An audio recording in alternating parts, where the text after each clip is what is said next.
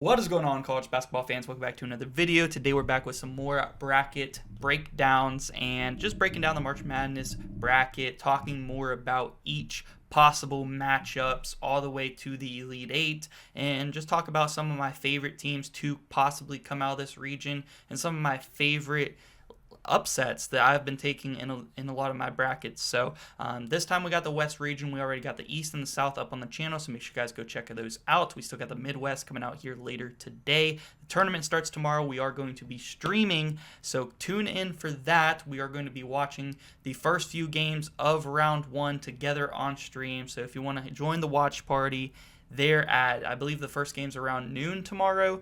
Come tune in to the live stream here on YouTube, and of course subscribe if you guys haven't already. It helps the channel out, completely free. Definitely hit that sub button. But let's start breaking it down. Does Norfolk State have a chance against the Florida Gators? Not much. I do believe that Norfolk State is the best of the 16 seeds. I do think the other 16 seed that is pretty decent is actually probably Alabama State, but I don't think that they're beating Auburn either. All my brackets, I am taking Florida. I'm not taking a 16 over a 1 this year, although there are some 15 over 2s and 14 over 3s that I think are very possible to happen this year. And I do think we are going to get one of either a 15 over a 2 or a 14 over a 3 this year once again. I think we are going to get one of them. The problem is, can we predict the right one? But Florida, more likely than not, they're coming into this tournament after winning the SEC tourney. Hottest team one of the hottest teams in the country, one of the best teams in the country. They are one of the better rebounding teams in the country. They have a top 10 defense. They have the number one offense. They passed Auburn for the number one offense in the country. They have good guard play. One of the best point guards in the country, and Walter Clayton, who is also one of the best shooters in the country. You got Elijah Martin and Will Richard alongside him on the wings. Just a fantastic all-around team, and Alex Condon has really broken out this year as well, and that he helps with the rebounds as well. So Florida, I don't see them losing in the first round. I gotta give it to them here, no matter what, pretty much. But let's break down the possible round 2 matchups and this round 1 matchup between UConn and Oklahoma, because I would say majority of people are taking UConn. They are actually a 5.5 point favorites. You're defending back-to-back reigning national champions. Although I do believe that UConn poses a bigger threat for Florida in the round of 32, I actually think that Oklahoma is a likely winner in round 1. We saw what they've done in the non-conference this year. They were undefeated in the non-conference, beating some really good teams too. Like, they didn't have like a brutal schedule in the non-con or anything, but they beat Louisville. I know that is one notable team that they did beat. And UConn, however, when they were in the non-con, they really struggled for the first part of that. You know, whenever they were in the Maui tournament, they went 0-4 in that tourney, and then they started to turn it up and got some big wins against teams like Texas and Kansas. But those turned out to be like not the best of wins either. I think this is a very 50-50 matchup. More times than not, I am going with UConn. In my bracket, I just feel like Dan Hurley is a really good coach. They have guys who have gotten better along the course of the season, especially since the Maui tournament where they really struggled, like a Liam McNeely and a Solo Ball. Them two in particular, I think, will be able to carry this UConn team to a win. However, UConn's defense is not the best this year. I will definitely say that. And Oklahoma, they can win. It's very 50-50 to me. I'm going to go with UConn because I do think that they have a better chance at beating Florida than Oklahoma does. If this were the matchup, let's break it down real quick. I think Florida's defense is going to lock down Oklahoma. They're going to lock down Jeremiah Fears. It is not going to be a good game for Oklahoma. Oklahoma was terrible against the SEC this year, and they'll have to play one of the best SEC teams in the round 2 if they can get by UConn. So I like Florida to come out of that matchup if that were to be the matchup. However, if UConn, which I do favor UConn a little bit more than Oklahoma as far as coming out of the first round, I think UConn has the better chance at upsetting Florida. However, before last year, most of the defending champions lost either round 1 or round 2, and haven't made the Sweet 16, the year following their national championship. UConn broke that because, of course, they won back-to-back national titles. I don't think they have the year to do it this year. Could they get past Florida and kind of break that chain again? Maybe, but I really find it unlikely for UConn or for Florida this year to lose before the Sweet 16. I feel like they have a nice path to the Sweet 16, especially if it is Oklahoma in the second round. I think Florida 100% gets by them. If it is UConn, I give it to them, 9.5 times out of 10. I'll take Florida over UConn this year. UConn's defense I don't think that they're going to be able to stop this Florida offense, especially if they are hitting their threes. And I think Florida's definitely the better rebounding team as well. It's just I don't see it going well for UConn. I would not pick that upset. I would have Florida at least to my Sweet 16 this year. Then Memphis and Colorado State, a very, very interesting 12 versus 5 that a lot of people are picking the 12 seed. No Tyrese Hunter for Memphis. That's a big blow. He's a really good shooter, especially at times this year. He's shown flashes of being a flamethrower, a guy who can really catch heat and knock down threes in a row, which is huge, obviously. This is a game of runs, and obviously if you can hit 3 threes in a row, that's a 9 to whatever they scored run, and that can be a game changer. So that is a game changer that he is not going to be playing. And Colorado State is one of the hottest teams in the country. And a lot of people believe that Memphis was going to be more of a 6 or a 7 seed in this tournament. So to see them as a 5 was kind of a big surprise. And in my opinion, I think Colorado State deserved an 11 seed. So they're kind of underseeded, Memphis kind of overseeded, which makes this more of like a 50-50 matchup. I do think that PJ Haggerty and Dane Danger and this Memphis team, I favor them still, even without Tyrese Hunter, slightly. But this time I'm going to go with Colorado State because it is very 50-50 to me. And I think without Tyrese Hunter, that's going to be tougher on Memphis. Colorado State, one of the hottest teams in the country, beating really good teams through the Mountain West tournament to end up as your Mountain West champion, including blowing out Boise in the Mountain West championship. Look out for Colorado State. Nick Clifford, he's a very good player, and the Rams are rolling. I got them going to the round of 32. And then we got Maryland and Grand Canyon, and in this matchup, I did actually pick Grand Canyon to win in my official bracket. However, that is the only bracket that I did pick that upset. I don't think it is very likely, mainly because of Maryland's front court. I'm not sure if Grand Canyon has the front court to be able to do it. I know that they do have Coles on their team, who is a really good player, but is that going to be enough? As you can see, he's only averaging less than 6 rebounds a game, which is actually less than I thought. And you got some size with Tyon Grant Foster, but they're not the absolute horses on the glass like Derek Queen and Julian Reese, pretty much grabbing 10 each a game. And I think that Maryland's been shooting the ball a lot better with Jacoby Gillespie, and Rodney Rice has really broken out as a shooter for them this year. I think the upset is possible. Like I said, I did pick it in one of my brackets, which just so happened to be my main bracket. But more likely than not, I really like Maryland to come out of that first round. I just think that their front court has this dominating presence on the glass and in the post that I'm not sure Grand Canyon is going to be able to handle unless they are going on some really good scoring runs, forcing turnovers, hitting threes. They are going to have to hit a high clip with their three-pointers. And like I said, just get out in transition and run against this Maryland team, which they've shown that they can do. That's how they are going to want to play this game. But I'm going to trust Maryland to win it here. I think that is more likely. I don't hate it as an upset pick. Like I said, I picked it. But more likely than not, I would have Maryland. And as far as second round matchups to come out of these 4 teams, Maryland and Colorado State is, in my opinion, a pretty likely second round matchup. I think it is the most likely second round matchup, honestly, in the second round from this region here. And Colorado State versus Maryland. Again, if Colorado State can handle Dane Danger, it's kind of a different animal with Maryland. But I would say, with no Tyrese Hunter, if Memphis had Tyrese Hunter, I would say Memphis has better guards than Maryland. But Maryland's got to be the favorite to make the Sweet 16 out of these 4 teams. In my opinion, I'm going to put them in there in this bracket.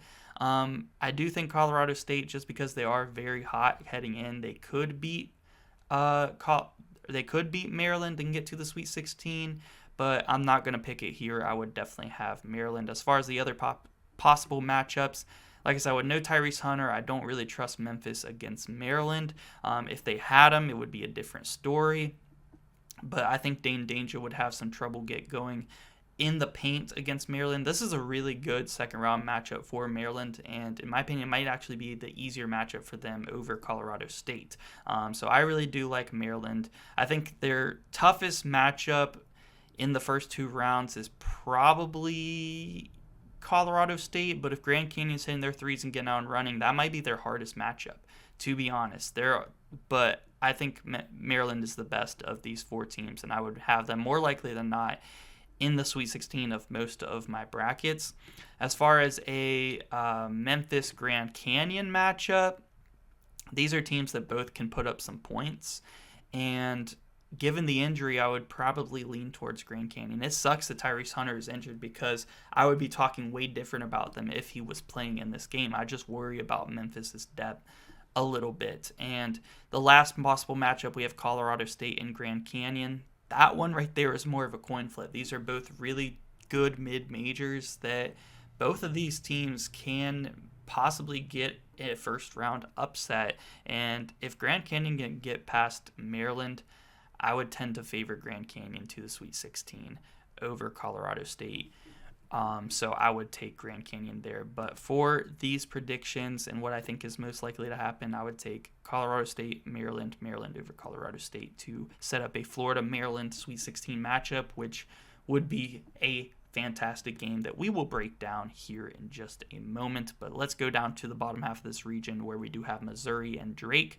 This is one of the more 50-50 matchups. This one and BYU VCU, which we broke down in the East region video, are just going to be fantastic games. I mean, you have such a differential in pace. I think that's a word. Between Missouri and Drake. Drake wants to slow the game down, hold you to under 65 points, play defense, and hit big-time threes when it matters, and they play a fantastic game of basketball. Missouri plays a fantastic game of basketball in their own right. They don't have the best defense. I believe it's not even top 50 or 60. It might be top 70, but they do have a really good offense that plays at a very high pace, so they're going to want to get out and run. Drake cannot turn the ball over and give momentum to this Missouri team. They got to take care of the ball. They got to hit some threes, and they got to play defense in the half court. That's what they do best, and they slow the game down. So I really do like this Drake team. I think it could go either way. I tend to favor Drake in this matchup. I think that they're a hotter team coming in. Missouri's been cold. Have they peaked too early? That's kind of the points that I brought up whenever I picked Drake in my official bracket. So I'm going to go with the Bulldogs here.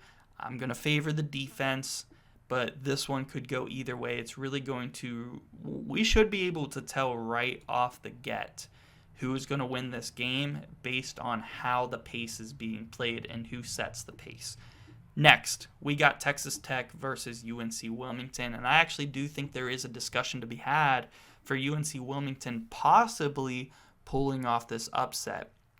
Texas Tech did lose to a team in St. Joseph's earlier in the season. I know that was a while ago. They have a top 10 offense. They've really improved since then, and I get all of that. But I definitely do think that UNC Wilmington is a possible upset here.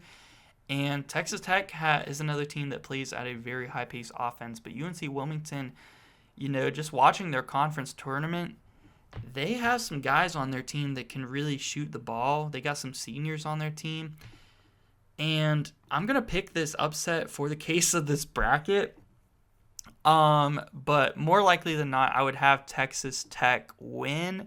But the more and more I've been looking at the complete bracket, just doing a little bit of research, just trying to figure out what is the most likely upsets. Of the 14 threes, I think UNC Wilmington over Texas Tech is my favorite play if I were to pick one.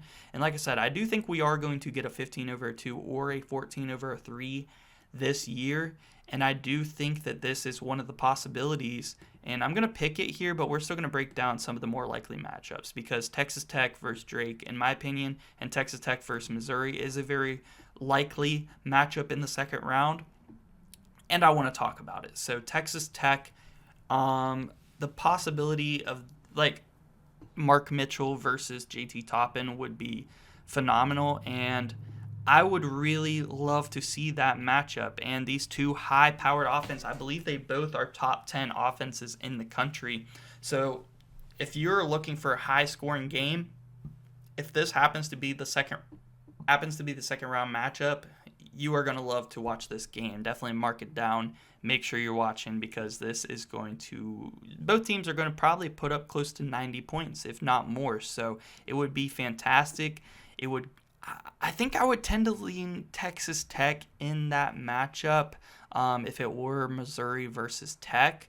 This is one of the occasions where I probably wouldn't pick it in most of my brackets, but in one or two, I'm going to have UNC Wilmington over Texas Tech. I do think it is a possible matchup, and I did decide to go with Drake, where Drake, Missouri, I feel like is 50-50. Drake's definitely the hotter team coming in. I know they're not as good as Missouri, and they play a different play style, but Drake did beat Vanderbilt earlier in the year, so if you want to take that into any sort of account, but it's a different matchup for sure. And Drake, if they can control the pace of the game, they're going to hit some big shots. I trust them, man, and I would take Drake there and UNC Wilmington. If this were the matchup, it's hard to carry a 14 seed to the Sweet 16. Just for the case of this bracket and how I like to do it for fun, I am going to take UNC Wilmington to beat Drake and move on to the Sweet 16 because I like to have fun with my brackets. But if I'm being realistic about this matchup, Drake is a very well-coached team. They're going to control the pace. They'll get by UNC Wilmington after they get by Missouri. And then what is the last matchup we need to talk about? We need to talk about UNC Wilmington versus Missouri. I would obviously favor Missouri. That would be a similar matchup. I talked about it for Drake. That would be a similar matchup for UNC Wilmington to Texas Tech in the first round. Just high-powered offenses. They're going to have to slow them down. I do feel like Missouri has more shooters on their team, whereas Texas Tech wants to get out and run. And they got some good shooters too, but they're really going to play in the post. So it is a different type of game, but they're both going to want to score a lot of points and get out and run. But I am going to go with, for some reason, UNC Wilmington over Drake to move on to the Sweet 16, even though, like I said, I would tend to favor Drake if this were to be the matchup because of their play style, but I want to go with the Cinderella here, so give me the Seahawks to move on to the Sweet 16 just for fun. Kansas, Arkansas, interesting first-round matchup here between John Calipari and Bill Self, and one that not a lot of people, I feel like, are excited about just because, I don't know, like both these teams have some talent on their team, but I feel like max they're going to go is round of 32. Do we see either of these teams being able to upset St. John's in the second round? Possibly, but it's actually not an upset that I've been seeing a lot. I tend to favor Kansas in this matchup because of their bigs, and I know Arkansas's got Big Z on their team, who actually could play some pretty good defense on Hunter Dickinson. And if Kansas's bigs are locked down, I'm not sure if I see them winning. The problem is Arkansas also isn't the best shooting team. So they're going to have to get majority of their points, driving to the rack as well. And Kansas, they have a good defense and they have good bigs down low. So This one's very hard to call. I'm gonna go Kansas this time, but really I could see that one going either way.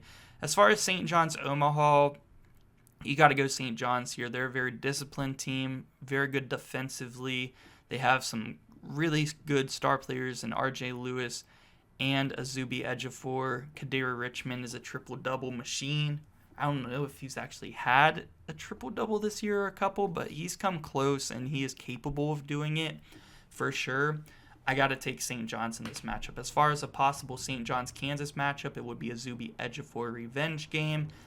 I would really like St. John's in this spot. I feel like their defense can force some turnovers on Kansas. There is a discussion to be had there. I do think it is possible for Kansas to move on past St. John's. Definitely possible there. But St. John's, I can't pick Kansas to beat them. I just feel like Kansas, they've beaten some good teams this year, mostly early in the season, like a Duke. But they just haven't shown that ability recently. And I really struggle to take Kansas further than the round of 32 in this bracket. If it were Arkansas versus St. John's, I actually give Arkansas less of a chance to beat St. John's than I do Kansas. I would definitely go St. John's if it were this matchup. But if it's Kansas-St. John's, I wouldn't be mad at a nice little Kansas run, especially if they got UNC Wilmington to get to the Elite Eight. I don't necessarily see it happening. But I could see them possibly getting to the Sweet 16 over St. John's and then losing to a Texas Tech or Missouri or Drake in the Sweet 16 game. I could for sure see it happening. But as far as Sweet 16 out of the bottom half, I have UNC Wilmington and St. John's. I would take St. John's over UNC Wilmington. I'm not going to go too crazy. I'm already going crazy enough. I'm sure you guys are letting me know in the comments. But I like to pick Cinderellas. But as far as other potential matchups for St. John's, you got Drake, who I actually did have this matchup in my official bracket where I did take Drake over St. John's. I feel like they play a similar style of game where they are going to rely mostly on their defense. And then it's Ben Sturts versus R.J. Lewis. I don't think it's insane. Like, St. John's definitely has the better team, but I don't think it's insane to think Drake can possibly pull one over in a close game in that one. But for what I had, I would definitely go St. John's to the Elite Eight. As far as other possible matchups, you got Texas Tech versus St. John's. That would be offense versus defense. Same with Missouri versus St. John's. Offensive team in Missouri versus a defensive team in St. John's. And I actually really like a lot, if Texas Tech or Missouri can get a matchup with St. John's, I really like them to move on to the Sweet 16. And I might actually switch it up in my bracket and decide to go with, I know this goes against everything that I went for this bracket, but it's something I haven't done much of, and that's take Missouri on a nice little run here to the Elite Eight. I just think it is very possible that if they can get by Drake, they're playing Texas Tech, which is going to be more of their style of game, and I do think Missouri is the slightly better three-point shooting team, so I maybe want to go lean them. You never know. It would be a very 50-50 matchup if it were Missouri and Texas Tech. They just need to catch fire again. That's the thing about Missouri. They peaked kind of like towards the mid-second half of the season, and they're kind of entering as a cold spurt.